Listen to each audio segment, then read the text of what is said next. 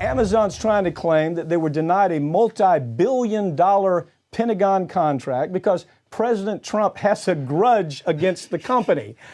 Okay, this story is this is out in the Lunosphere. Let's start from the beginning. All right, we know that the first contract that the Amazon got, that Bezos got, that it was a scam. Right? We know it was $600 million contract.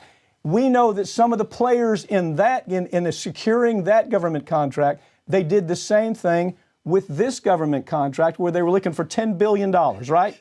They had an inside person, Amazon had an inside person working to try to shove this contract down the president's throat, down Washington's throat. And we find out you have a bunch of people that are on the inside operating directly for Bezos, and Bezos says, "Oh, I'm really disappointed I didn't get the contract." Really? Well, and he's suing now because he didn't get the contract. Yeah. But that information you're talking about, that chain of people from Amazon into the Pentagon, that's all from Mother Jones. You know, this is not this isn't crazy. But they pointed out that there were two people working in the Pentagon who used to be connected with Amazon, and what they were doing was they consistently and repeatedly changed the criteria for what you needed to meet in order to qualify to be considered for the contract. And then they were accused of actually sending information to Amazon about competitors' bids and offers so that Amazon could counter the whole thing reeks. But isn't this the crazy part?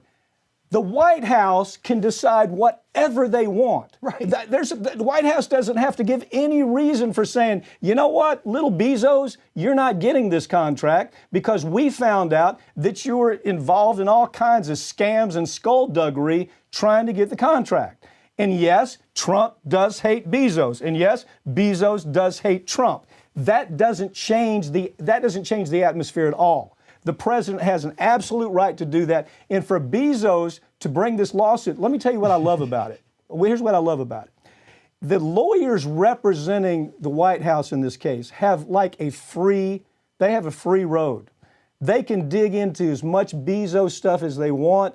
That's where we're going to find the rubber meets the road in this case. If you think that Bezos is some kind of national hero, and my God, he ought to get the $10 billion contract because he's Jeff Bezos, you don't know the history of Bezos, do you? No, and to be honest, I don't know that I've ever agreed with Donald Trump on anything. Yeah. But even if he had said, listen, I'm not giving you this contract because I don't like the color shirt you're wearing, I still would have said, you know what, I like that decision because Bezos cannot be trusted with these contracts. He's been horrible with cybersecurity, horrible with selling our data. How many millions, look, they were hacked, right? How many millions of pieces of information did they get that they simply lost? Right. I mean, it was millions. It was in the millions of people involved with some aspect of Amazon that they got their social security number, they got their date of birth, they got all this inside information. And now Bezos says, oh, well, we got that straightened out. Now we want you to give us the most vast security contract in the world. Yeah, for the U.S.'s secrets. Trust us with that. And meanwhile, look, Amazon should be broken up because they are too many things. They're online retailer, they're Whole Foods, they're government contractor.